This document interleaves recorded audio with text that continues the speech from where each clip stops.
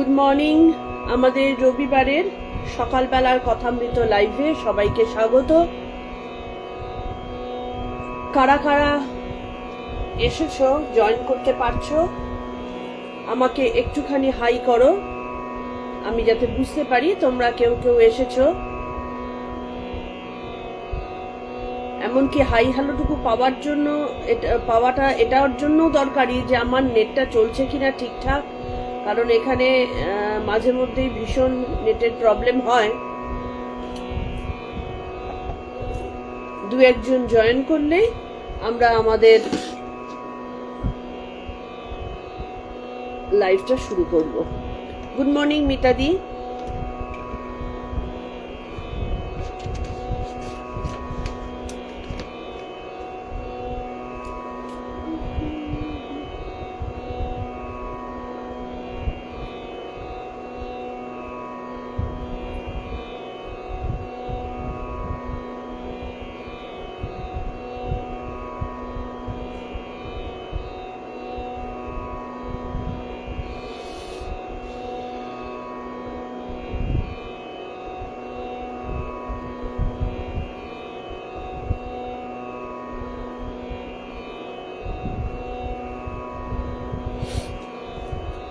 আমাদের একটু তো দেরি হয়েই গেছে, যার জন্য আর বেশি সময় নষ্ট না করে আমরা প্রণাম মন্ত্র দিয়ে শুরু করছি।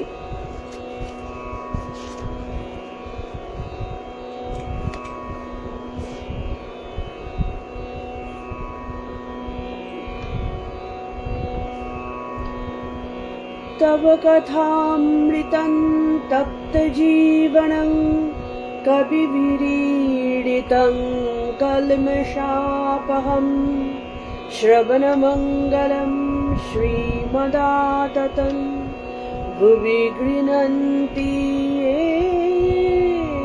ভূরিদা জনা। আমরা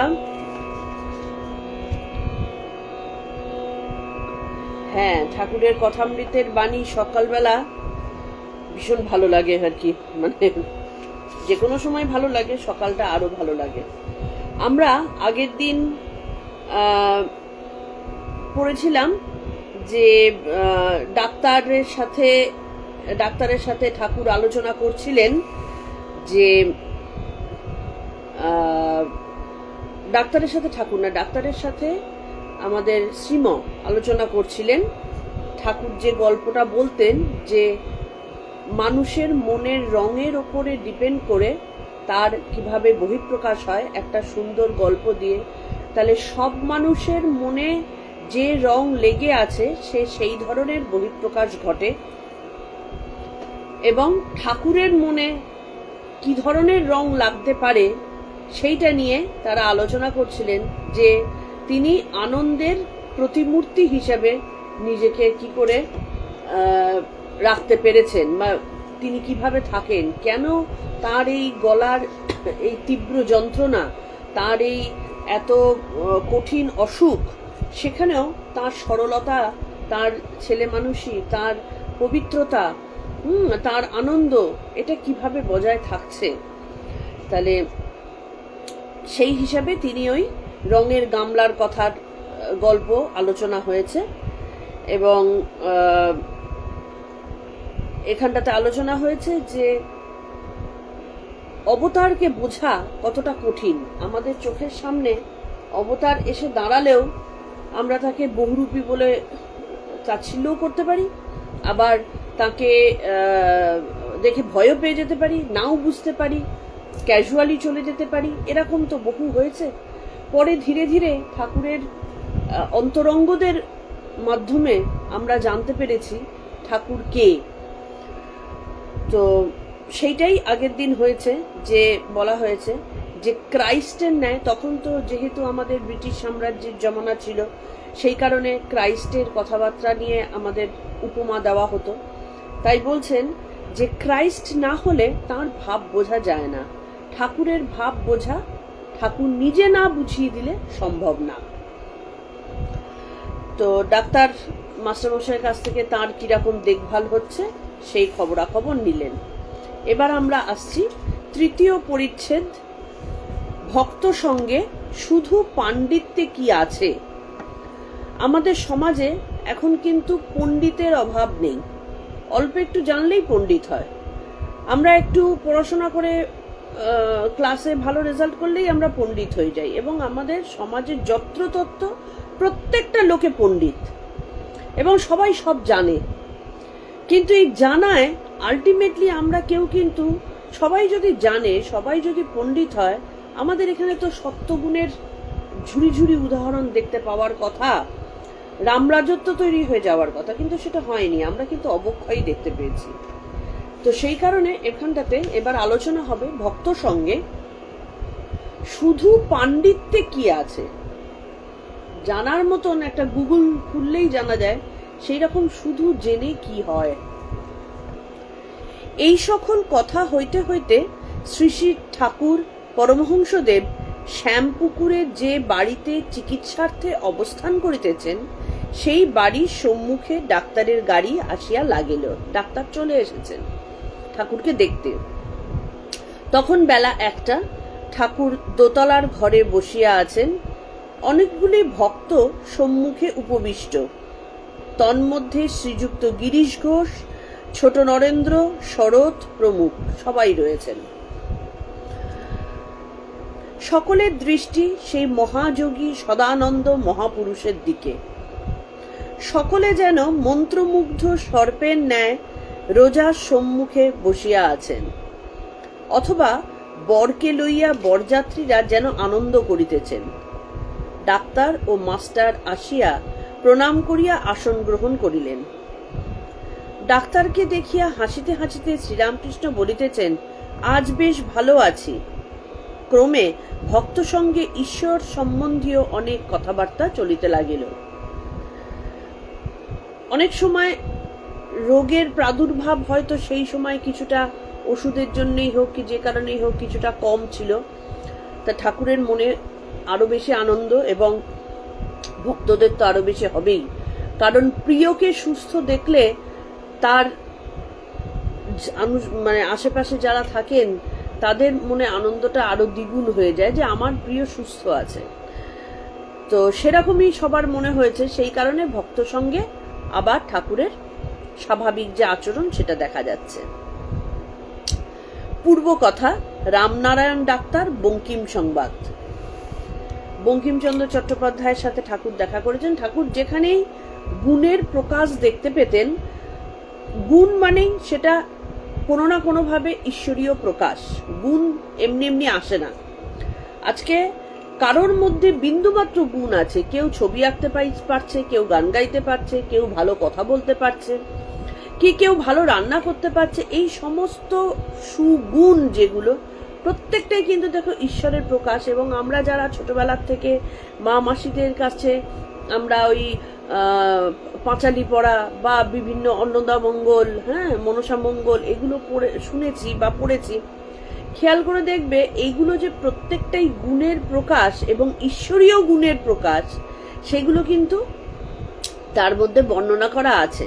যখন কোনো একজন ধনবান বণিকের বউ, ছোট বাচ্চা মেয়ে, তাকে রান্না করতে বলা হয়েছে, সে পারছে না, সে মা অন্নপূর্ণাকে হাত জোর করে নমস্কার করছে, প্রার্থনা জানাচ্ছে, এবং মা অন্নপূর্ণা এসে তার জন্য রান্না করে দিচ্ছেন। তার মানে কি, এই সুন্দর রান্না করা যা দেখে, যা খেয়ে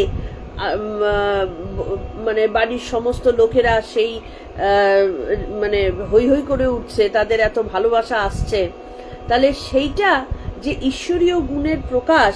হট করে একজনের হাত দিয়ে ভালো রান্না হয় না। আমরা যে রান্না করে তাকে খুব সাধারণ চোখে দেখে, ও তো শুধু সারাদিন বাড়িতে রান্না বান্না করে। কিন্তু শুধু রান্না বান্না করে বলে তাকে পাশে সরিয়ে রাখলে হবে না, যে সেও এই জঠরাগ্নিকে নির্বাপিত করছে। এই বোধটা আমাদের থাকে না বলেই আমরা এই কথাগুলো বলি, কিন্তু প্রত্যেকটাই ঈশ্বরীয় গুণের প্রকাশ। তো সেই কারণে যেখানেই গুণ দেখতে পেতেন ঠাকুর তার সাথে গিয়ে দেখা করতেন, যে ঈশ্বরীয় গুণের প্রকাশ আছে যখন, তাহলে সেটা কতটা আছে, মানে আরো তার মধ্যে এক্সট্রা ধরবে, নাকি সেটা আলটিমেটলি টিম টিম করে জ্বলা প্রদীপের মতন হবে। ঠাকুর বলছেন, শ্রীরামকৃষ্ণ, শুধু পণ্ডিত কি হবে যদি বিবেক বৈরাগ্য না থাকে? তাহলে আমরা এখানটাতে দেখো সেই গীতার কথা চলে আসলো যে আমরা পৃথিবীতে আসি বিবেক বৈরাগ্য সাধনের জন্য, কারণ আমাদের রাস্তাটা খুঁজে পেতে হবে। কিসের রাস্তা? আমাদের আসল ঘরে যাবার রাস্তাটা খুঁজে পেতে হবে। সেটা আমরা হারিয়ে একটা মেজের মধ্যে, একটা ভুলভুলাইয়ার মধ্যে আমরা ঘুরপাক খাচ্ছি। তো সেই রাস্তাটাতে যেতে গেলে আমাদের যেমন একটা জায়গায় যেতে গেলে গাড়ি ঘোড়া করতে হয়, পায়ে হেঁটে যেতে হয়, কিছু একটা ব্যবস্থা নিতে হয়, ঠিক তেমনি আমাদের আসল ঘরে যাবার জন্য কিছু ব্যবস্থা তো নিতে হবে। সেই ব্যবস্থাটা কি? বিবেক বৈরাগ্য। যদি এই ঘোরের মধ্যে, মানে এই ভুলভুলাইয়ার মধ্যে ঘোড়াটাই আসল বলে জানা হয়ে যায়, তখন আর সেই ভুলভুলাইয়া থেকে বেরোনো যায় না। তাহলে সেটাই বলছেন, শুধু পণ্ডিত কি হবে যদি বিবেক বৈরাগ্য না থাকে? যে পাণ্ডিত্য, যে বুদ্ধি আমাকে আমার বাড়ি ফেরার রাস্তাটা দেখিয়ে দিতে পারবে না, সেই জ্ঞানের কোনো মানে হয় না, সেই পাণ্ডিত্যের কোনো ভ্যালু নেই। ঈশ্বরের পাদপদ্ম চিন্তা করলে আমার একটি অবস্থা হয়, ঠাকুর নিজে বলছেন।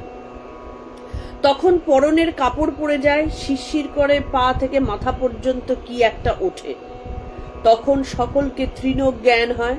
পণ্ডিতের যদি দেখি বিবেক নাই, ঈশ্বরে ভালোবাসা নাই, তাহলে তাকে খড়কুটো মনে হয়। তার মানে কি? যখন ঈশ্বরের পাদপদ্ম চিন্তা করলে, মানে আমার বাড়ির কথা চিন্তা করছি, আমার আসল জায়গার কথা চিন্তা করছি, আমার আমিত্বকে আমি যখন খুঁজে পাওয়ার কথা চিন্তা করছি, তখন এই জাগতিক জিনিস যা আমাকে এই ভুলভুলাইয়ার মধ্যে বেঁধে রেখে দিচ্ছে, সেই জিনিসগুলো একেবারে সাইডে পড়ে থাকে। সেটাই ঠাকুর বোঝালেন। যখন ঈশ্বরের পাদপদ্ম চিন্তা করছি, তখন আমার জাগতিক এই পরনের কাপড়, যখন আমাদেরকে মৃত্যুর পরে দেহ পোড়ানো হয়, এই দেহের কি কোনো ভ্যালু থাকে? আর তাকে এক টুকরো সুতোও তো তার গায়ে রাখা হয় না, সেই তো পুড়ে ছাই হয়ে যায়। একটা যতই সোনা গয়না দিয়ে নিজেকে মুড়ে রাখি না কেন, একটা সোনা গয়না নিয়েও কিন্তু চিতায় ওঠা যায় না। তাহলে এটা কোন সময় হয়? যখন বোঝা যায় যে জগতের যা কিছু আছে সেটার সাথে আমার বেসিক্যালি কোনো কানেকশন নেই, আমি ভুলভুলাইয়ার মধ্যে ঘুরছি, সেই বাঁচার জন্য আমি ওইটুকু করছি। ঠাকুর সেটাই বললেন যে যে মুহূর্তে আমি আমার বাড়ির কথা, মানে ঈশ্বরের পাদপদ্ম চিন্তা করছি, আমার তখন পরনের কাপড় খসে যায়। কেন খসে যায়? খসে যায় মানে কি জোর করে খসে যাচ্ছে না, সেটা তার খসে গেলে তার সেদিকে কোনো মাথা ব্যথা থাকছে না, তিনি সেইটাকে নিয়ে চিন্তা করছেন না।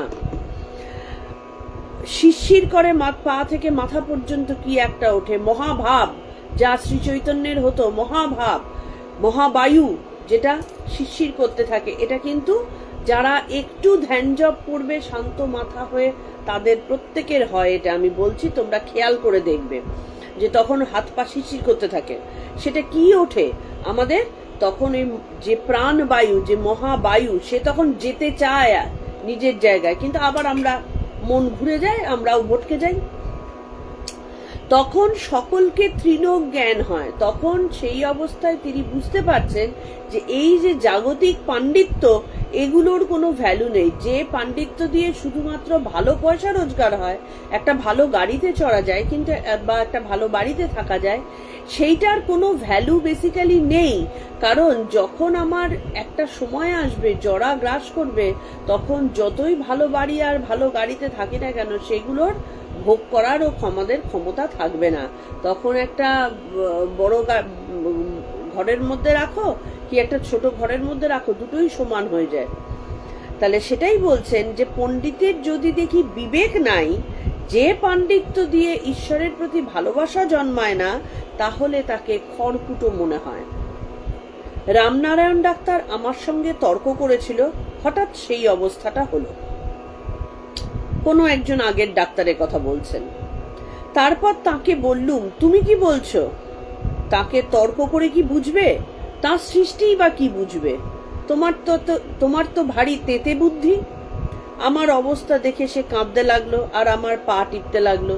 মানে রামনারায়ণ ডাক্তার কেউ একজন ছিলেন যিনি তর্ক করছিলেন, এবং সেই সময় ঠাকুরের সেই মহাভাব এসে উপস্থিত হয়েছিল। তখন রামনারায়ণ ডাক্তারের সাথে এই ধরনের কথাবার্তাগুলো হয়েছিল যে তুমি যদি ডাক্তারি হও কি পণ্ডিতই হও কি যাই হও, যতক্ষণ না তুমি ঈশ্বরের প্রতি ভালোবাসা দেখাচ্ছ তুমি কি বুঝবে সেটা, সেই পাণ্ডিত্যে কি ভ্যালু আছে। তাতে তিনি ভয় পেয়ে গিয়েছিলেন আর কি ঠাকুরের সেই অবস্থা দেখে। ডাক্তার তখন বলছেন, এখনকার যিনি ডক্টর সরকার, রামনারায়ণ ডাক্তার হিন্দু কিনা, আবার ফুল চন্দন লয় সত্য হিন্দু কিনা। মানে আমাদের অনেক সময় না এটা খুব লজ্জাকর যে আমাদের হিন্দুরা হিন্দু কি জিনিস জানেই না, সেই কারণে হিন্দুর বাইরের এই আনুষঙ্গিক ফুল বেলপাতা পুজো উপোস এগুলোর মধ্যে নিজেকে ডুবিয়ে রেখেই আনন্দে থাকে। আর এটাই কারণ তাদের ভেতরের হিন্দুত্বের যে বিশাল প্রকাশ, যে বিশাল জোর, যে বিশাল ক্ষমতা, সেটা আমাদের ভেতর থেকে হারিয়ে গেছে।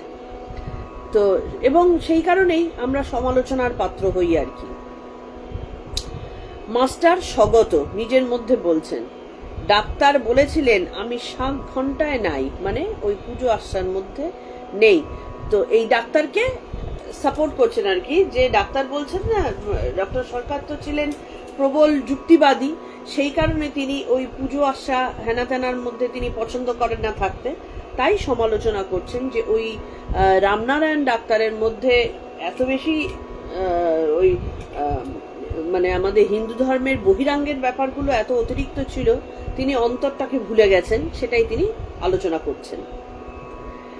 শ্রীরামকৃষ্ণ ডাক্তারের প্রতি, বঙ্কিম তোমাদের একজন পণ্ডিত,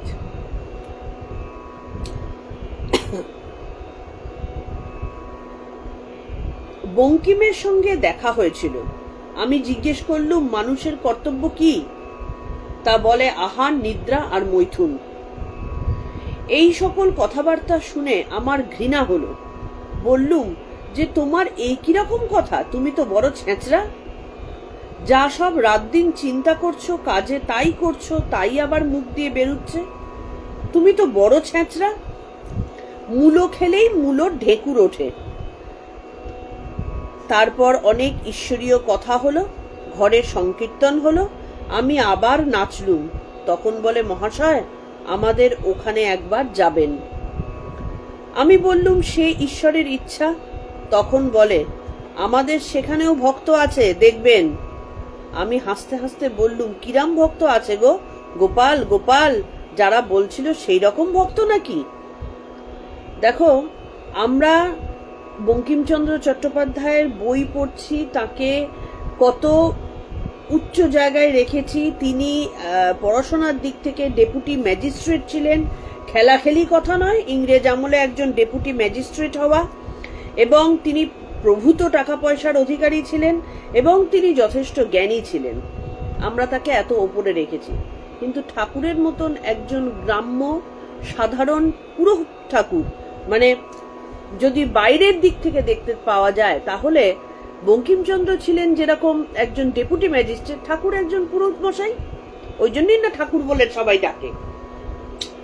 কিন্তু তিনি বঙ্কিমচন্দ্রকে তাচ্ছিল্য জ্ঞান করছেন এবং যথেষ্ট রেগে গেছেন। কি জন্যে?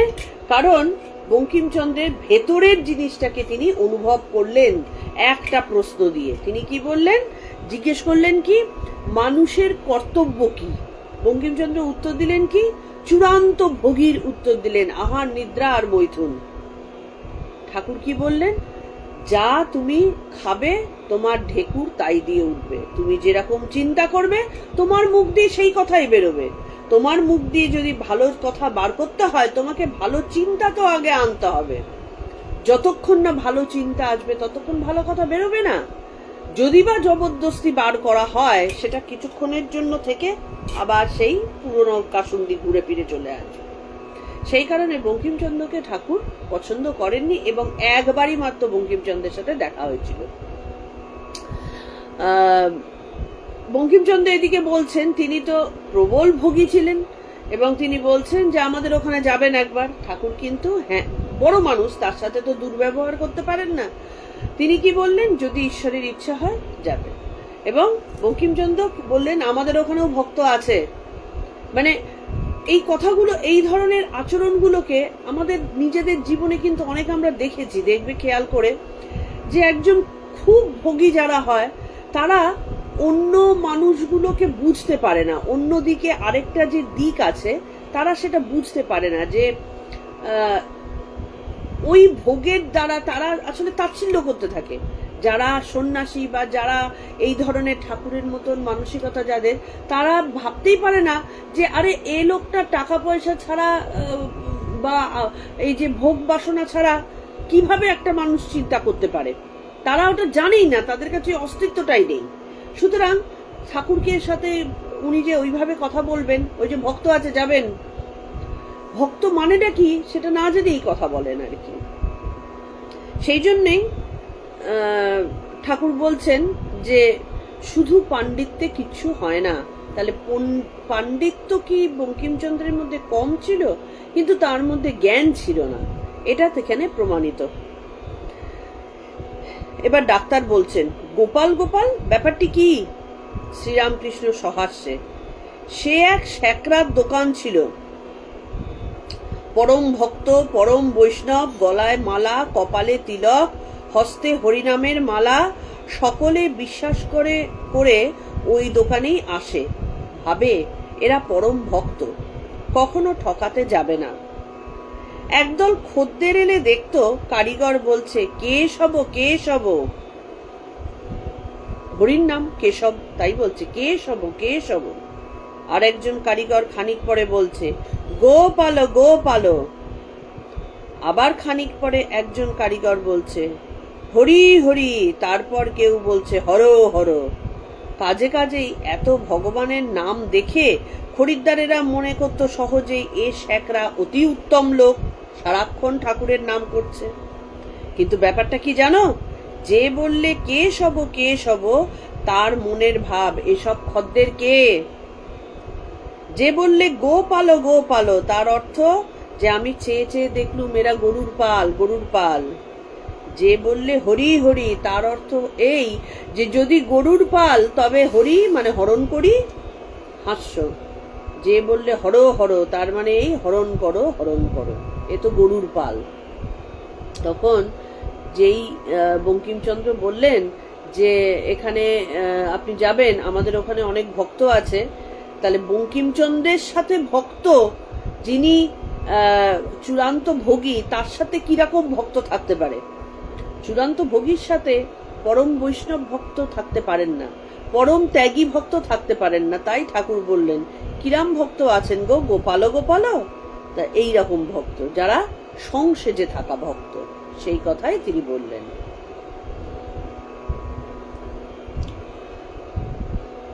সেজবাবুর সঙ্গে আর এক জায়গায় গিয়েছিলুম।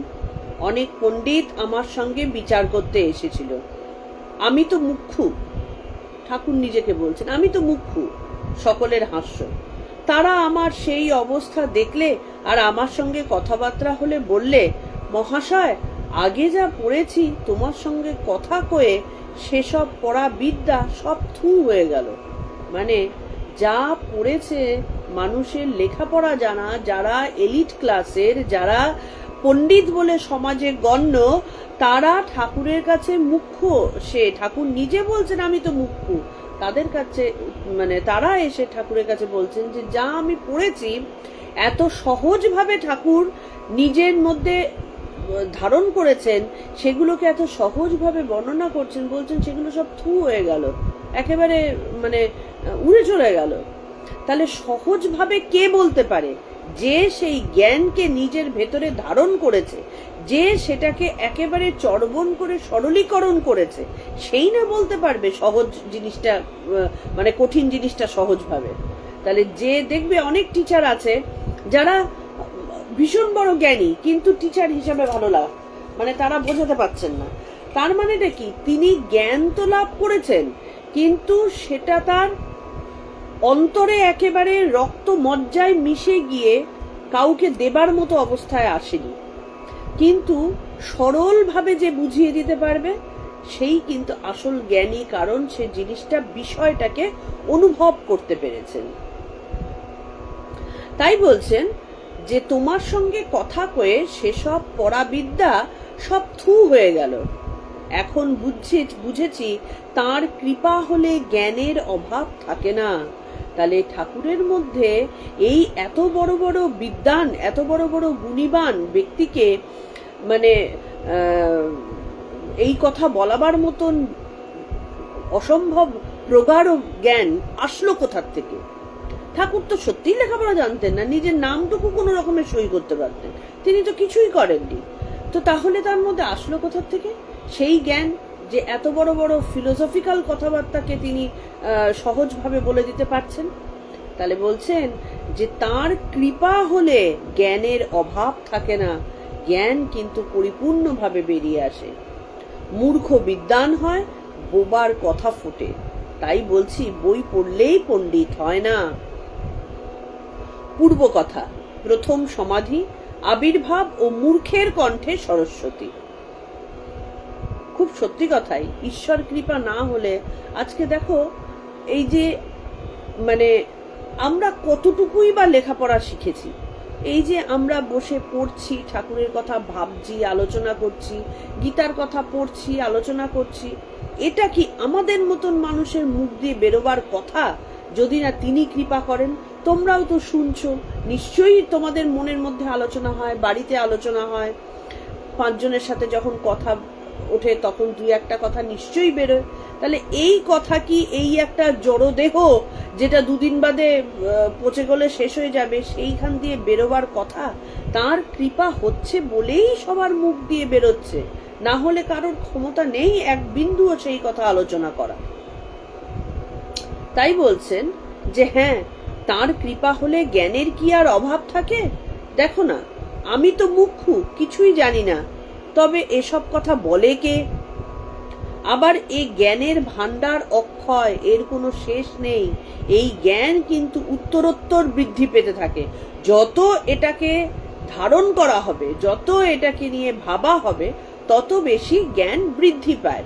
যে জিনিসই যত বেশি সেটা নিয়ে ঘাঁটা হবে, তার প্রভাব বাড়তে থাকে। তাহলে যে জ্ঞান, পরাজ্ঞান যেটা, সেই জ্ঞানের চর্চা যদি ভেতরে করা হয়, যা ঈশ্বর কৃপায় বেরোয় আমাদের মুখ দিয়ে, সেইটা যত বেশি চর্চা হবে তত কিন্তু তার প্রভাব বাড়তে থাকে। অক্ষয়, ও দেশে ধান মাপে, রামে রাম রামে রাম বলতে বলতে। একজন মাপে, আর যেই ফুরিয়ে আসে আরেকজন রাস ঠেলে দেয়। দেশের কথা বলছেন, ধান মাপার কথা। তার কর্মই ওই, ফুরালেই রাস ঠেলে। আমিও যা কথা কয়ে যাই, ফুরিয়ে আসে হয় মা অমনি, মা আমার অমনি তার অক্ষয় জ্ঞান ভান্ডারের রাস ঠেলে দেন। ঠাকুর তার নিজের কথা বলছেন। ঠাকুর কিন্তু বুঝতে পারছেন যে তার সময় ফুরিয়ে আসছে, সেই কারণে তিনি তার নিজের অন্তরঙ্গ কথাগুলো, অন্তরের কথাগুলো তিনি বার করছেন, যে তার ভেতরে এই যে সবার সাথে যে জ্ঞানের কথা বলছেন, তিনি তো সবার সাথে শুধু ফাজলামো করে করে আর শুধু কীর্তন করে তো থাকতেন না। যখন ভাব আসতো তখন তিনি ভাবের ঘুরে তিনি নাচ গান করছেন, আনন্দ করছেন, এবং আনন্দ ছড়িয়ে দিচ্ছেন সমানে। শুধু নিজের মধ্যে রাখছেন তা না, তিনি ছড়িয়ে দিচ্ছেন। এবং সর্বক্ষণ, এটা কিন্তু ঠাকুরের বিশেষত্ব, ঠাকুর কোনো সময় ঈশ্বরীয় কথা ছাড়া অন্য কোনো কথা কোনোদিনও তিনি মুখ দিয়ে বার করেননি। যেগুলোকে ইয়ার্কি বলে মনে হতো, তার মধ্যেও কিন্তু জ্ঞানের কথাই থাকতো। তিনি খুব সহজভাবে, তার মধ্যে পাণ্ডিত্যের সেই চরম অবস্থা ছিল বলে তিনি অতি জ্ঞানের অবস্থার কথা তিনি সাধারণ আমাদের এই পারিপার্শ্বিক জিনিস দিয়ে সহজভাবে বলে দিতে পারতেন, যেটা খুব অস্বাভাবিক। আমরা এখন শুনে ভাবছি যে তো কি সাধারণ কথা, কিন্তু এই সাধারণটা কিন্তু আমাদের মাথায় আসবে না যে যতক্ষণ না সেই জ্ঞান ভেতরে প্রকাশিত হবে। ঠাকুরের মধ্যে সব সময় সেটা জ্বলন্ত প্রকাশিত ছিল। এবং তিনি কি বলছেন যে এটা অক্ষয় জ্ঞান, কারণ এই যে এত কথা আমি বলছি, মানে ঠাকুরের কথা বলছি, ঠাকুর যে এত কথা বলছেন, সেই জ্ঞান আসছে কোথা থেকে? তিনি বই পড়েন না, আমরা তো এই বই পড়া বিদ্যা পড়ছি, তিনি তো বই পড়েন না, কিন্তু তাহলে আসছে কোথার থেকে? মা ঠেলে দিচ্ছেন। কোন মা? সেই পরমা প্রকৃতি তাকে ঠেলে দিচ্ছেন, যেহেতু সেটা অক্ষয়। ছেলেবেলায় তার আবির্ভাব হয়েছিল, ঠাকুর বলছেন পূর্ব কথা। 11 বছরের সময় মাঠের উপর কি দেখলুম, সবাই বললে বেহুশ হয়ে গিয়েছিলুম, কোনো সার ছিল না। এই গল্প তোমরা ছোটবেলায় সবাই শুনেছ, যে যখন তিনি শিয়রে যাচ্ছিলেন, ওই বক উড়ে যাওয়া দেখে কালো মেঘের ওপর দিয়ে তিনি হুঁশ হারিয়ে ফেলেছিলেন। সবাই ভেবেছিল যে বকই আছে, কিন্তু ঠাকুর কি বক দেখে বেহুশ হয়েছিলেন নাকি? তিনি কিছু একটা দেখেছিলেন, সেটাই আজকে বলছেন যে মাঠের উপর কি দেখলুম, সবাই বললে বেহুশ হয়ে গিয়েছিলাম, কোনো সার ছিল না। প্রথম সমাধি তার তখনই হয়। সেদিন থেকে আর এক রকম হয়ে গেলুম, নিজের ভেতর আর একজনকে দেখতে লাগলুম। দেখো ঠাকুর তার সাধনার কত গভীরতম কথা বলছেন। নিজের ভেতরে আর একজনকে দেখতে লাগলুম, নিজেকে, এই শরীরটা, তার ভেতরে আরেকজন, মানে তার আত্মদর্শন তখন থেকে হচ্ছে, 11 বছর বয়স থেকে নিজের ভেতরে তা আরেকজনকে দেখতে পাচ্ছেন তিনি। যখন ঠাকুর পুজো করতে যেতুম, হাতটা অনেক সময় ঠাকুরের দিকে না গিয়ে নিজের মাথার উপর আসতো আর ফুল মাথায় দিতুম, মানে তত্ত্বমসি, অহম ব্রহ্মাস্মি। দেখো নিজের ভেতরে তিনি বুঝতে পেরে যাচ্ছেন, কোন পথের দ্বারা? ভক্তি পথের দ্বারা। আলটিমেটলি এটাই বুঝতে হবে, সবাইকেই এটাই বুঝতে হবে। আমরা আগের দিন গীতার আলোচনা প্রসঙ্গে ভগবান কি, ঈশ্বর কি, এই নিয়ে আমরা একটা আলোচনা করেছিলাম। যারা শোনোনি, আমি রিকোয়েস্ট করব তাদেরকে একটু সেইটা শুনতে, বা যারা শুনেছো আরেকবার তারা ইচ্ছে হলে শুনতে পারো। সেখানটাতে ঈশ্বর কি, কেন এই আমাদের পূর্বপুরুষরা এই কথাগুলো লিখেছেন, অহম ব্রহ্মাস্মি, তত্ত্বমসি, এই কথাগুলো কোথার থেকে আসছে আমরা খুব সহজভাবে বলে দিই, কিন্তু এর ভেতরে যে কি গভীর জিনিস লুকিয়ে রয়েছে, কেন কথাটা তিনি বলছেন, বা ঠাকুর নিজেকে, ঠাকুরকে পুজো করতে গিয়ে নিজেকে কেন পুজো করে ফেলছেন, এই প্রশ্নগুলো কিন্তু তখন উত্তর বোঝা যাবে।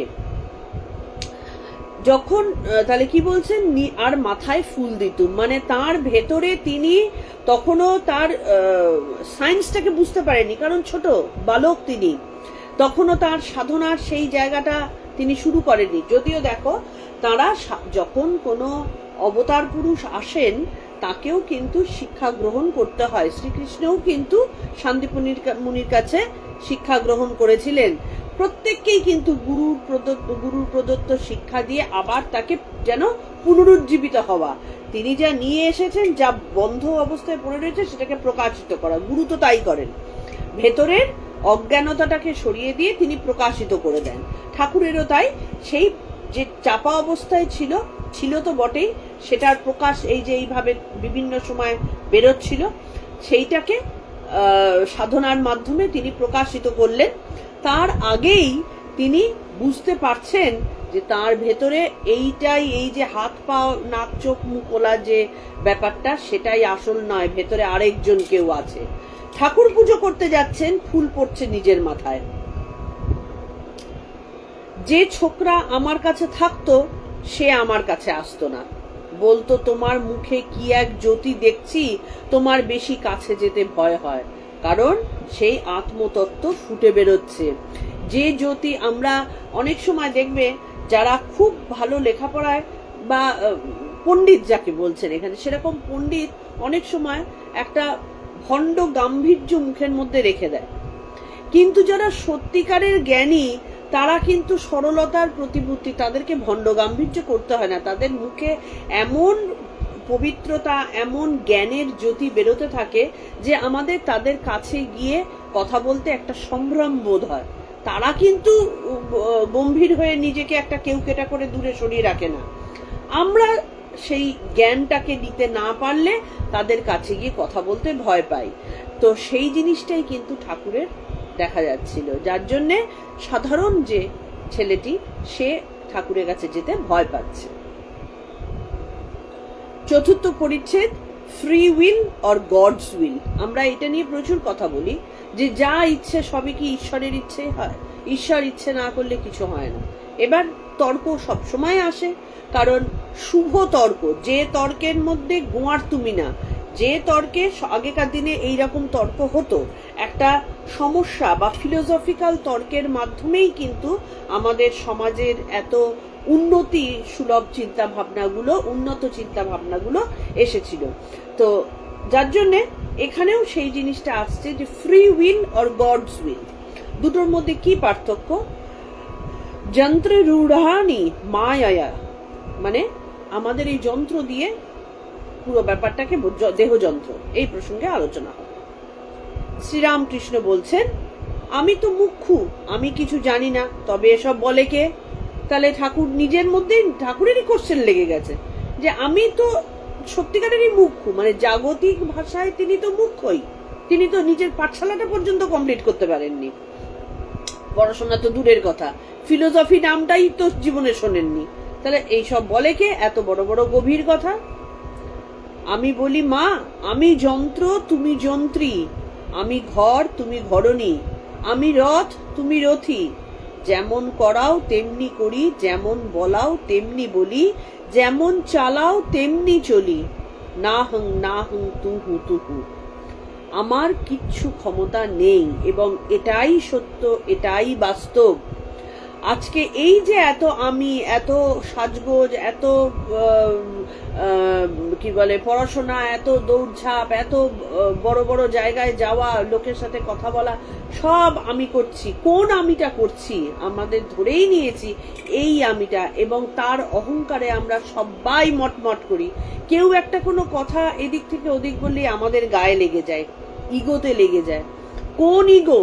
এই আমাদের বাইরের ইগোটা, যেটা এত নাক উঁচু করে চলে, একদিন হঠাৎ করে ফ্র্যাকশন অফ সেকেন্ডের মধ্যে একটা কি যেন ঘটে যায়। এই যে এত বড় জিনিসটা, সেই মুখেরও কথা বলার ক্ষমতা নেই, চোখেরও দেখার ক্ষমতা নেই, শরীরের কোনো হাত চালাবার ক্ষমতা নেই, ইগো লাগার ক্ষমতা নেই, কিচ্ছু জিরো হয়ে গেল।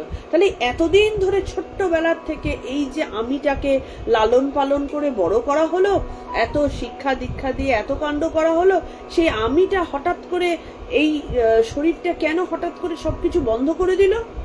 কি যে এই শরীরটাকে চালাচ্ছিল, কি হয়ে গেল? এক মুহূর্তের মধ্যে একটা হার্ট অ্যাটাক, এক মুহূর্তের মধ্যে একটা স্ট্রোক, একটুখানি অ্যাক্সিডেন্ট, ছোট্ট একটা, সব জিরো হয়ে গেল। এত দিনের এত পরিশ্রম, এত অর্থ এর পেছনে ব্যয় করা, সব শেষ হয়ে গেল।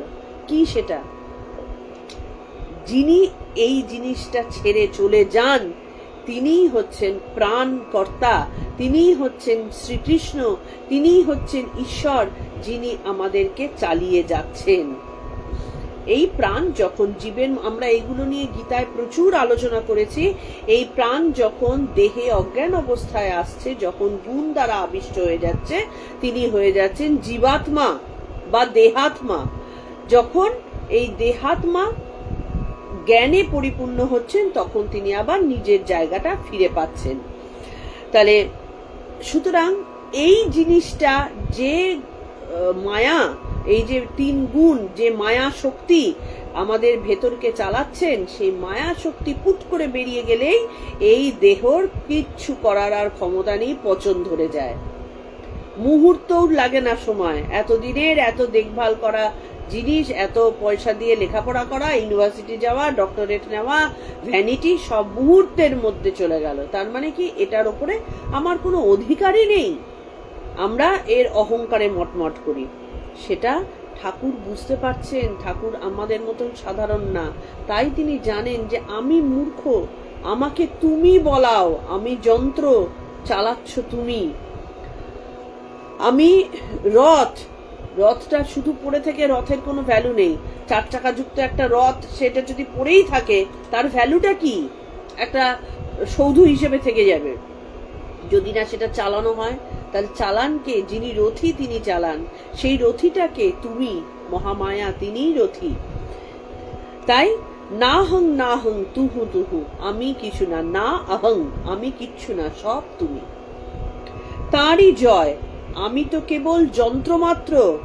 শ্রীমতী রাধা যখন সহস্র ধারা কলসি লয়ে যাচ্ছিলেন, জল এতটুকুও পড়ে নাই, সকলে তার প্রশংসা করতে লাগলো। শ্রীমতীকে বলা হয়েছিল শুদ্ধ পবিত্রতা প্রমাণের জন্য, চতুর্দিকে কলসির ফুটো, জল নিয়ে যাও, যদি জল না পড়ে তাহলে বুঝবো তুমি একজন। শ্রীমতী সহস্র ধারার ফুটো কলসি নিয়ে যাচ্ছেন, জল পড়েনি। তখন সকলে তার প্রশংসা করতে লাগলো, এমন সতী আর হবে না। তখন শ্রীমতী বললেন, তোমরা আমার জয় কেন দাও?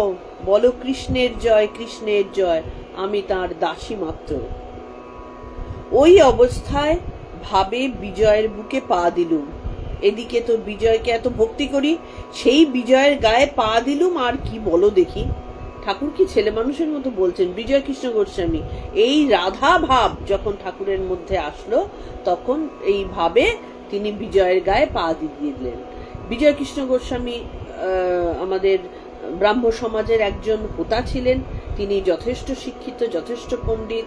তিনি মানে ঠাকুরের ভক্ত ছিলেন, ঠাকুরের কাছে আসা যাওয়া করতেন।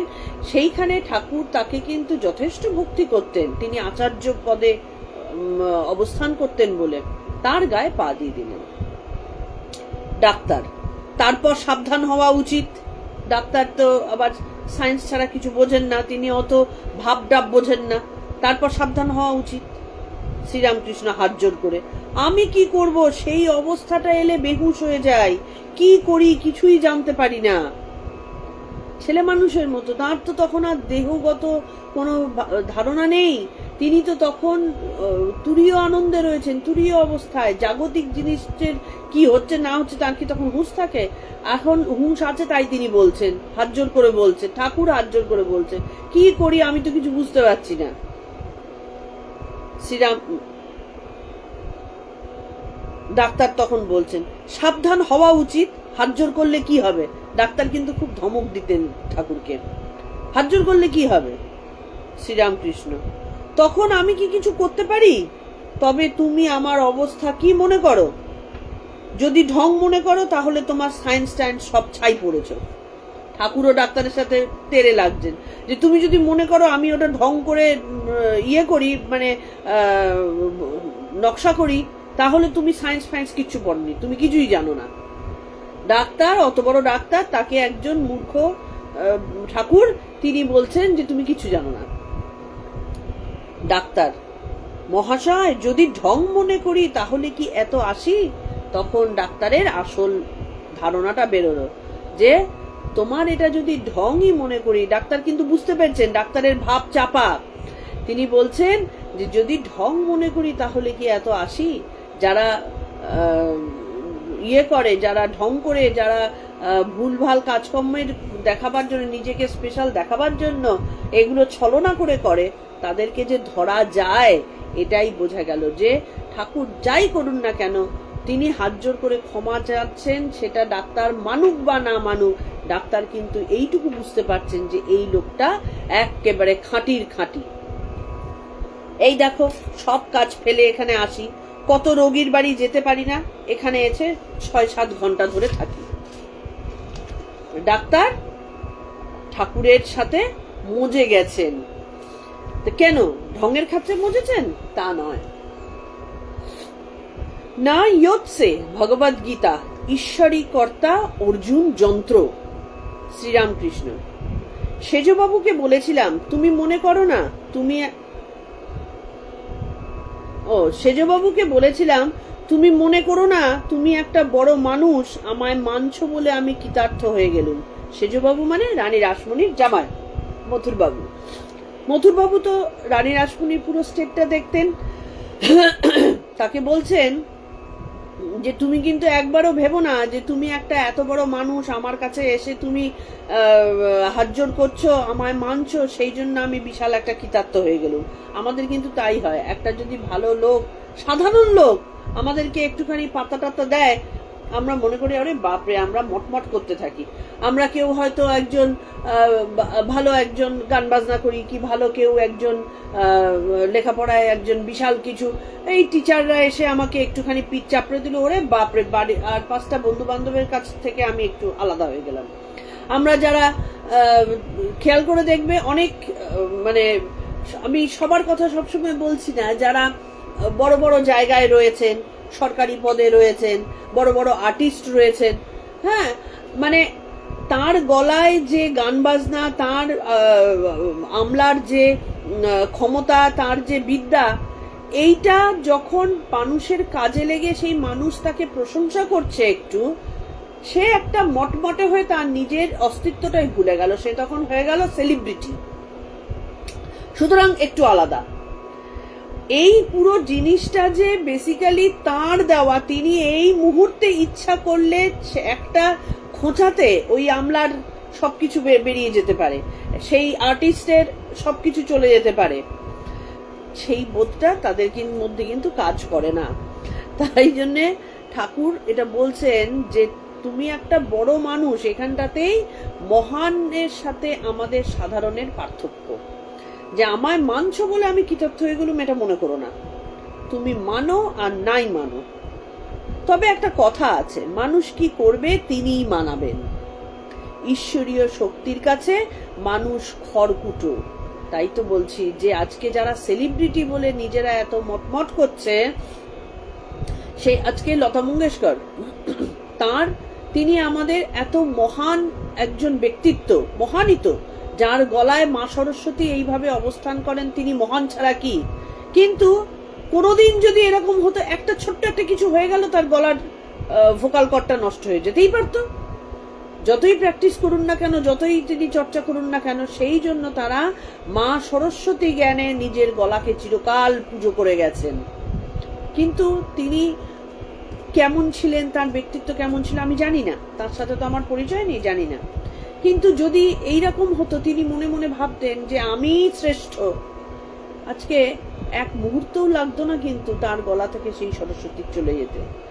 কোথাও না কোথাও হয়তো তাদের জীবনে অনেক রকম ঘটনা আছে যেগুলোকে আমরা সমালোচনার জায়গায় রাখতে পারি, সেই কারণেই তারা মানুষ, তারা মহান হয়েও হয়তো আমাদের থেকে একটা দিকে তারা উঁচু হয়েও তারা মানুষ, কিন্তু কিছু স্পেশালিটি তো তাদের ছিল বটেই। যাই হোক, ডাক্তার, তুমি কি মনে করছো অমুক মার তোমায় মেনেছে বলেই আমি তোমায় মানব? তবে তোমায় সম্মান করি বটে, রিগার্ড করি মানুষকে যেমন রিগার্ড করি। ডাক্তার তো তর্ক চালিয়েই যাচ্ছেন। ডাক্তার বলছেন যে অমুক বড় বড় লোক, আর কি অনেকে তো ঠাকুরকে তো সমাজের সমস্ত বড় বড় মনীষীরাই মান্যতা দিতেন, আর কি মান্য করতেন। সেখানেই ডাক্তার বলছেন যে তুমি কি মনে করো ওরা মেনেছে বলে তোমায় মানি? না, তোমায় সম্মান করি, কিন্তু যেমন আমি মানুষকে সম্মান করি তেমনি করেই সম্মান করি, তোমাকে একটা স্পেশাল কিছু আমি ভাবি না। শ্রীরামকৃষ্ণ বলছেন, আমি কি মানতে বলছি গা? গিরিশ ঘোষ, উনি কি আপনাকে মানতে বলছেন? আর গিরিশ ঘোষ হচ্ছেন একেবারে সেই রকম ভক্ত, তিনি ঠাকুর বই কিচ্ছু জানেন না, ঠাকুরের সাথে তর্কাতর্কি তো তার ভালো লাগছে না, তাই তিনি কি বলছেন যে উনি কি আপনাকে মানতে বলেছেন, আপনি মানছেন বলে এত বড় ইয়ে করছেন, আর কি মানে অহংকার করছেন। আর ডাক্তার বলছেন যে আমি তোমায় সম্মান করি, কিন্তু তুমি স্পেশাল একটা কেউ এটা ভেবো না, আমি আর 5 জনকে যেমন সম্মান করি তেমনি করি। এগুলো হচ্ছে ভক্তের গুণ। তারা কিন্তু প্রত্যেকেই, দেখো, একজন অবতারের কাছে পৌঁছনো, একজন মহাপুরুষের সংস্পর্শে আসা, এটা কিন্তু বহু জন্মান্তরের মানে পজিটিভিটি না থাকলে হয় না কখনো। ঠাকুর সাক্ষাৎ মানে পূর্ণ অবতার, তাকে বলা হয় পূর্ণ অবতার। তাহলে পূর্ণ অবতারের কাছে যারা এসেছিলেন তারা কিন্তু যে যেমন ভাবেই কথা বলুক না কেন, ঠাকুর তাদেরকে ওই রকম অভিনয় করার সুযোগ দিয়েছেন বা অভিনয় করার জন্য তাদেরকে ওইভাবে এনেছেন। তারা তাদের মতন করে অভিনয় করে যাচ্ছে, কিন্তু আমরা সেটা বুঝতে পারি না। ডাক্তার শ্রীরামকৃষ্ণের প্রতি, তুমি কি বলছো ঈশ্বরের ইচ্ছে? শ্রীরামকৃষ্ণ, তবে আর কি বলছি, ঈশ্বরীয় শক্তির কাছে মানুষ কি করবে? অর্জুন কুরুক্ষেত্র যুদ্ধে বললেন আমি যুদ্ধ করতে পারবো না, জ্ঞাতি বধ করা আমার কর্ম নয়। শ্রীকৃষ্ণ বললেন, অর্জুন, যুদ্ধ তোমায় করতেই হবে, তোমার স্বভাবে করাবে। শ্রীকৃষ্ণ সব দেখিয়ে দিলেন, এই সব লোক মরে রয়েছে। শিখরা ঠাকুর বাড়িতে এসেছিল, তাদের মতে অশ্বত্থ গাছে যে পাতা নড়ছে সেও ঈশ্বরের ইচ্ছায়, তার ইচ্ছা বই তো একটি পাতা নড়বারও জো নাই। তাহলে ডাক্তারের সাথে ঠাকুরের এইটা নিয়েই তর্ক হচ্ছে। ডাক্তার বলছেন যে মানুষের যদি ইচ্ছা না থাকে তাহলে কিছু হবে না, মানুষের ইচ্ছেই শেষ কথা। কিন্তু ঠাকুর বলছেন এই যে তোমার মনের মধ্যে ইচ্ছাটা আসছে, এটাও তাঁরই কৃপা, তাঁরই ইচ্ছা।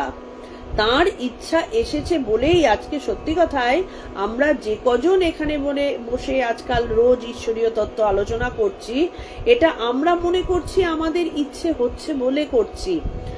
এটা তাঁরই ইচ্ছে, তিনি করিয়ে নেবেনই। এটা যত তাড়াতাড়ি আমরা মেনে নিতে পারি ততই আমাদের জীবনটা স্মুথ হয়ে যায়। আমরা জীবনে টাসল করি, ঈশ্বরের সাথে আমরা যুদ্ধ করি। ঈশ্বর বলছেন যে আজকে আমার এই ভাতটা জুটবে, ওই ভাতটা জুটবে না। আমরা মনে মনে ভাবছি না আজকে আমি ভাত নয়, আজকে আমি বিরিয়ানি খাবো। কিছু না কিছু একটা হয়ে যাবে যে বিরিয়ানি এটা খাওয়া হবে না।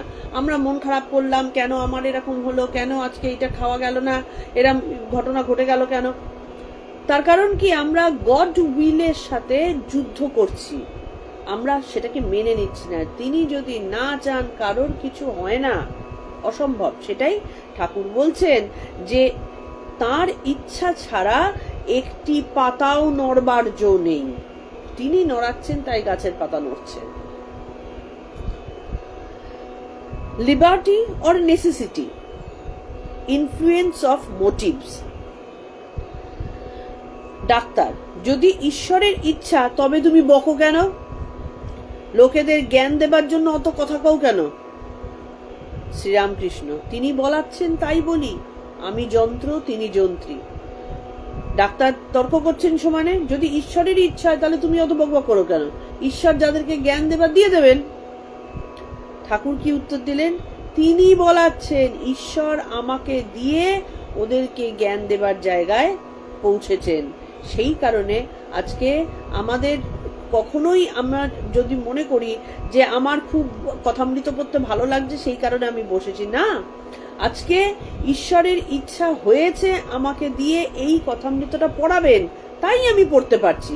না হলে আজকে যদি আমার জ্বর হতো, হাজার ইচ্ছে থাকলেও, আজকে যদি আমার শরীর খুব খারাপ থাকতো, হাজার ইচ্ছে থাকলেও আমি উঠে বসে পড়তে পারতাম না। তার ইচ্ছে হয়েছে যে তিনি পড়াচ্ছেন, তার ইচ্ছে হয়েছে তোমরা যারা শুনছো তারা শোনো, তাই তোমরা শুনতে পাচ্ছ। না হলে হাজার ইচ্ছেতেও কিছু হয় না। ডাক্তার, যন্ত্র তো বলছো, হয় তাই বলো, নয় চুপ করে থাকো, সবই ঈশ্বর। গিরিশ, মশাই যা মনে করুন, কিন্তু তিনি করান তাই করি। A single step against the almighty will.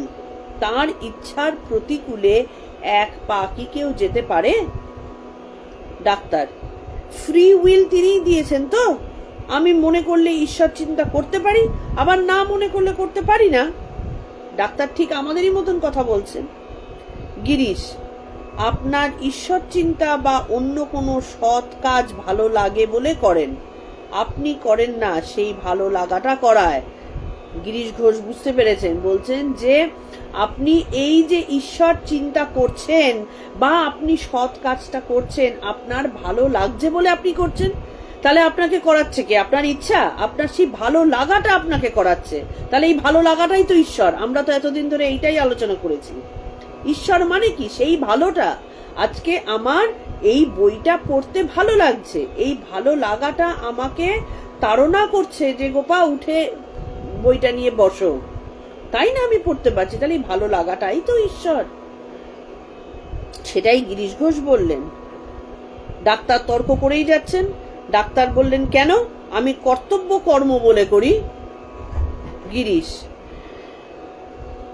সেও কর্তব্য কর্ম করতে ভালো লাগে বলে। আপনি কর্তব্যটা, আমরা যে মনে করি না কর্তব্য করছি, আমার কর্তব্য রাখতেই হবে, সেই জন্য আমি আজকে ওই কাজটা করতে পারবো না, এগুলো অজুহাত। আমি সেই এইটা নিয়ে কথা কিন্তু আমি আগেও একদিন বলেছিলাম যে আমরা যখন অজুহাত দিই যে আমি কর্তব্যের খাতিরে এই কাজটা করতে পারলাম না, ওই কাজটা করতে হলো আমাকে, এটার মানে কিন্তু আমি কর্তব্যে বাধা নই। এটার মানেটা হচ্ছে ওই কাজটা করতে আমাকে ভালো লাগছে, তাই জন্য আমি সেই যেটাকে কর্তব্য বলছি বলে আমি খুব উফ আফ করছি, হায় রে ভগবান আমার কি কষ্ট, আমাকে সারাদিন এই কর্তব্যের মধ্যে থাকতে হয়, তা না। কিন্তু সেই কর্তব্যটা তোমাকে একটা আনন্দ দিচ্ছে, সেই জন্যই আমরা অন্যটাকে লেস প্রায়োরিটিতে রেখে এইটাকে বেশি প্রায়োরিটি দিচ্ছি। এইটা বুঝতে হবে। যে কর্তব্য কর্ম নিয়ে আমরা এত মাতামাতি করি, আমরা অনেক ক্ষেত্রে এই কর্তব্যের অজুহাত দিয়ে অনেক কিছু জিনিস সরিয়ে দিই। লিস্টের মধ্যে বেসিক্যালি সেই সেকেন্ড প্রায়োরিটিটা আসে এই কারণে আমাদের সেই কর্তব্য কর্মটা করতে বেসিক্যালি কোথাও না কোথাও ভালো লাগছে, সেই ভালো লাগাটা আমাকে কর্তব্যটা করাচ্ছে। ডাক্তার, মনে করো একটি ছেলে পুড়ে যাচ্ছে, তাকে বাঁচাতে যাওয়া কর্তব্য বোধে। গিরিশ, ছেলেটিকে বাঁচাতে আনন্দ হয়, তাই আগুনের ভিতরে যান, তাই তো? একটা কেউ যখন পুড়ে যাচ্ছে তাকে বাঁচাতে যাওয়া আমরা ভাবছি কর্তব্য বোধে, না, সেই ছেলেটার বাঁচা দেখে আমাদের ভেতরে আনন্দ আসবে, সেই আনন্দ আমাকে ঠেলে নিয়ে যাচ্ছে ওই আগুনের মধ্যে। আনন্দ আপনাকে নিয়ে যায় চাটের লোভে গুলি খাওয়া। হাস্য সকলের। তাহলে চাটের লোভে গুলি খাওয়া মানে ওই যে ছেলেটা বাঁচবে সেই আনন্দ পাওয়ার জন্য আমি আগুনে ঝাঁপ দিচ্ছি। তাহলে এখানটাতে আলটিমেটলি দেখো তর্কের মাধ্যমে প্রমাণিত হলো যে যে জিনিস আমাকে আনন্দ দিচ্ছে সেই আনন্দের জন্য আমরা মনে করছি যে আমাকে তো এটা করতেই হবে, না করলে কি হবে। সেইটা করার মতন এনার্জি আমাদের ভেতরে আসতোই না যদি আনন্দ না থাকতো। বিন্দু মাত্র আনন্দ না থাকলে আমরা সেটা করতে পারতাম না। হয়তো অনেক সময় হয় আমাদের যখন ত্যাগের বাসনা আসে তখন ধীরে ধীরে সেটার থেকে মন সরে যায়। মন সরে যাওয়ার জন্য কি হবে দেখবে, যখন যারা ত্যাগ ও যোগ দুটো একসাথে করছেন, কর্ম ও যোগ দুটো একসাথে করছে না, দেখবে তাদের বারবার কাজে ভুল হয়ে যায়। ভুল দুরকম ভাবে হয়, এটা চিন্তা হবে। একজনের হচ্ছে অমনোযোগিতার জন্য ভুল হয়, আরেকজনের হচ্ছে কি তার মন ঈশ্বরের দিকে টানছে, তার তখন জিনিসগুলো ভালো মতো করতে পারছে না, একটু অগোছালো হয়ে যাচ্ছে। তার মানে সে অগোছালো মানুষ নয়, কিন্তু সেই জাগতিক জিনিসগুলো থেকে সে আর রস পাচ্ছে না, তাই জন্য তার প্রায়োরিটি ধীরে ধীরে ওই দিকে টানছে। এইরকম দুটো ধরন আছে। যখন স্বামীজি বলছেন না, যেটা বিপরীত অতিরিক্ত দুটো সেম দেখায়। একটা ট্রেন দাঁড়িয়ে আছে, আরেকটা ট্রেন যাচ্ছে প্রচন্ড স্পিডে, দেখবে মনে হয় যেন আইদার একটা ট্রেন মনে হচ্ছে যেন যেটা দাঁড়িয়ে আছে সেটা মনে হচ্ছে ছুটছে, যেটা ছুটছে সেটা মনে হচ্ছে দাঁড়িয়ে আছে। এটা কিন্তু আমাদের সায়েন্স। অতিরিক্ত যখন এক্সট্রিমে পৌঁছায় তখন সেটা কিন্তু দুটো সেম সেম হয়ে যায়। ঠিক তেমনি অতিরিক্ততম অতিরিক্ত সত্য অনেক সময় সেম লাগে, কিন্তু বুঝে নিতে হবে যে কোনটা সত্য গুণে গুণান্বিত জিনিস এবং কোনটা রজ বা তম গুণে। তাহলে যখন কর্ম ত্যাগের অবস্থা আসে না, তখন কিন্তু অনেক সময় এইরকম অবস্থা আসে যে জোর করে কাজটা করছি, তখন ভাবা যেতেই পারে যে কই এই যে এত বড় বড় কথা বললো, তার মানে এর সেই ভোগের জায়গাটা আছে, সেই কারণে সে কর্তব্য বোধের কথা বলছে, কাজ করছে। কিন্তু তার ভেতরে অটোমেটিক্যালি এদিক থেকে কিন্তু মন সরে গেছে, সে তখন ধীরে ধীরে ওই দিকে যাওয়ার জন্য ছুতো খুঁজছে, যদি কোনো রকমে যদি চলে যাওয়া যায়। আর আরেক দল আছে যারা ঈশ্বরের নাম নিয়ে তারা কর্তব্যবোধের তাড়নায় বেসিক্যালি ভোগ করে যাচ্ছে। তো দুটোকে বুঝতে হবে আমাদের। তাহলে আজকে আমাদের এইটুকুই যে কে আমাদেরকে করান, আমরা আমাদের সবকিছু কি নিজের ইচ্ছে করতে পারি? সবকিছু কেন, নিজের ইচ্ছে যে কিছুই করতে পারি না, এইটা সেখানটাতে তর্কের মাধ্যমে প্রমাণিত হলো যে সবকিছুই গডস উইল, আমরা কিছুই করতে পারি না। এবার গডস উইলের দ্বারা আমাদের যাই হোক না কেন, আমাদের যে আবার গুণ আছে, সেই গুণ আমাদেরকে দিয়ে বড্ড ঝামেলা করায়। এই তিন গুণ আমরা সবসময় যুদ্ধ করতে থাকি। তাহলে আনন্দ কোথার থেকে আসে, কর্তব্য কর্ম কিভাবে হয়, এবং কোথায় আমাদের ইচ্ছে এবং কোথায় ঈশ্বরের ইচ্ছে, কিভাবে কোনটা কাজ করে, সেইটা এখানটাতে আজকে আলোচনা করলেন ঠাকুরের সামনে গিরিশ ঘোষ এবং ডাক্তার সরকার দুজনে মিলে। আমাদের কথামৃত আজকে এখানেই শেষ করছি। আমরা আগামীকাল আসবো আবার গীতা আলোচনায়। আমার যেহেতু আবার সবার কাছে বলি, যেহেতু এখন পুজো চলে আসছে, আমাকে বারবার বাইরে যেতে হচ্ছে বা কাজের একটু চাপ আছে, আমার গ্যাপ মাঝে মধ্যে যাবে। তবে একদিনও আমি নষ্ট করব না যে আমার সময় আছে অথচ করব না, এরকম কোনোদিনও যাবে না। সেই কারণে আমি রাত্রিরে পরের দিনের নোটিশ দিয়ে রাখি, সেই নোটিশের দিকে সবাই একটু নজর রেখো। হ্যাঁ, আসলে এত তাড়াতাড়ি শেষ হলো আমারও ইচ্ছে করছিল না, কিন্তু 1 ঘন্টার বেশি করলে আবার সেটাও সারাদিন করতে পারলে তো ভালোই হতো, কিন্তু 1 ঘন্টার বেশি করলে অনেকেরই বোরও লাগবে, 1 নম্বর। 2 নম্বর হচ্ছে এইগুলোই আমাদের ইউটিউবে যায়, ধীরে ধীরে যায় কিন্তু যায়। তো সেই ইউটিউবে তোলাটাও একটু অসুবিধাজনক হয়ে যায়, অতিরিক্ত বড় হয়ে গেলে সেই ফাইলটা তৈরি করতে সমস্যা হয়। তো সেই কারণে আজকে আমাদের এখানেই শেষ করতে হলো। আমরা প্রণাম মন্ত্র দিয়ে শেষ করব আজকে। আর ঈশ্বরীয় কথা আলোচনার জন্য মাঝে মধ্যে কিন্তু এই সৎসঙ্গের প্রয়োজন আছে, আমাদের একত্রিত হবার প্রয়োজন রয়েছে। আমি একটা কথা তোমাদের সবাইকে বলি, আমি বহুবার চেষ্টা করেছিলাম যাতে করে আমরা মাসে একবার, বছরে একবার, কোনো সময় একবার, সবাই না হলে যাদের যাদের ইচ্ছে একবার একটা জায়গায় একত্রিত হও। এই সৎসঙ্গের ভীষণ প্রয়োজন আছে, এটাই থাকবে, আর কিচ্ছু থাকবে না। এবং আমাদের জীবনে যত ডিপ্রেশন আসছে, যত হানাহানি আসছে, যত ক্লামজি মানসিকতা তৈরি হচ্ছে, তার একমাত্র কারণ কিন্তু আমাদের একাকিত্বে থাকা। আমরা মনে করেছি যে আমরা ওই সংসারের 4টে মানুষ থাকলেই যথেষ্ট, অ্যাকচুয়ালি সেটা যথেষ্ট নয়। সৎসঙ্গ একসাথে থাকার প্রয়োজনীয়তা আছে। তো আমাদের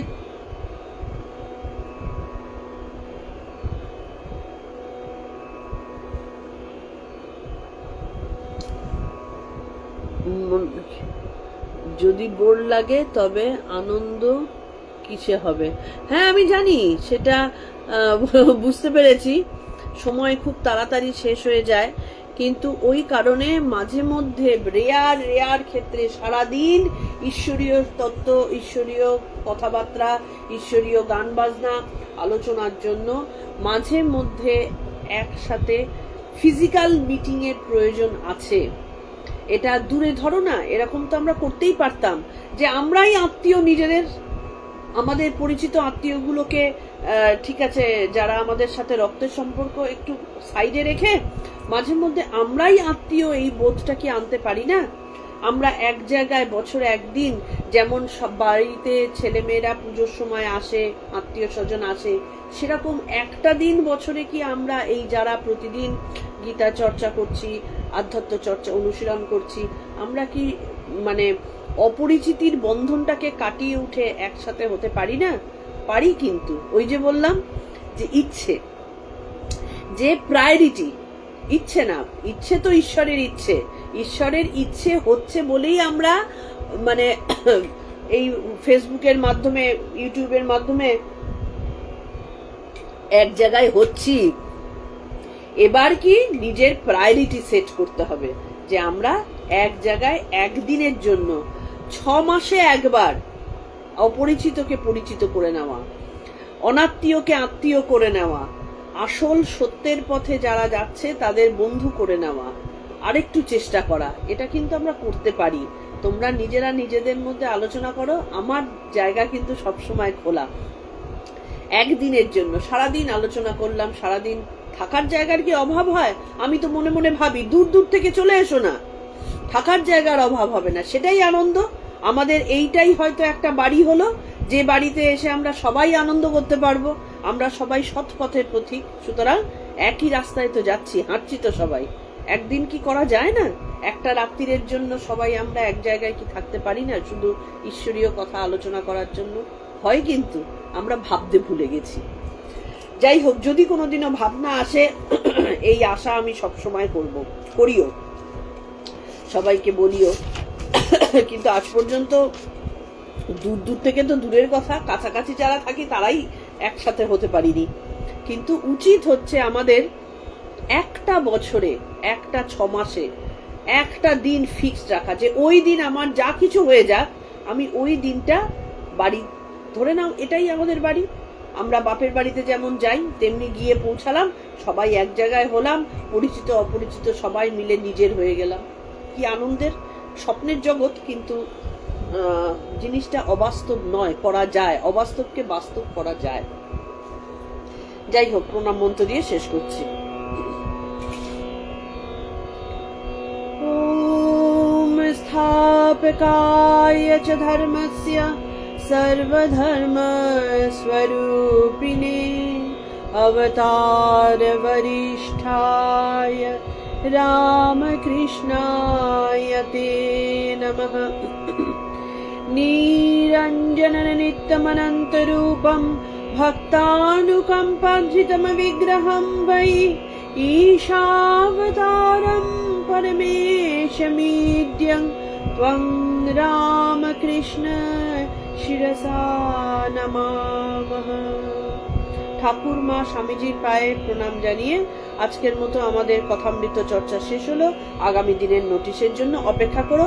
আর আজকে বাস্তব বা অবাস্তব যাই হোক না কেন, একটা যে মনের আশার কথা বললাম, নিজেরা নিজেদের মধ্যে চিন্তা করো, নিজেরা নিজেদের মধ্যে ফোন নাম্বার আদান প্রদান করে আলটিমেটলি এই যে যেমন এখানে যতজনকে আমরা দেখতে পাই, অনামিকা, তারপরে দিদা, তারপরে কতজনকেই তো এখানে দেখতে পাচ্ছি, বুলা, হ্যাঁ, শর্মিলাদি, অনেককেই তো আমরা, আরো বহুজন আছেন, বহুজন পরে দেখেন, আমরা নিজেদের মধ্যে কি ফোন নাম্বার আদান প্রদান করে নিতে পারি না? আমরা তো সবাই কমন ফ্রেন্ড লিস্টের মধ্যে রয়েইছি, আদান প্রদান করে যোগাযোগ করে কেউ তো দায়িত্ব নিয়ে এটা করতেই পারি। আমাদের সবার আউটিং হয়ে যাবে, একটা আনন্দের জায়গা হয়ে যাবে। সবাই এসো, আমরা তো আমি তো সত্যি কথা বলতে কি বিশাল আনন্দ পাবো, বিশাল একটা ঘটনা ঘটে যাবে। এবং মনে মনে তোমরা কিন্তু ভাবতে পারো, এটা কিন্তু আমাদের একটা খবর হয়ে যেতে পারে যে আমরা ফেসবুকের বন্ধুরা মিলে আধ্যাত্ম চর্চার জন্য একত্রিত হয়েছি। ভাবতে পারো, কিন্তু যদি কেউ ভাবো, এর থেকে ভালো আর কিছু হতে পারে না, খবর হয়ে যাবে। রাখছি আজকের মতো।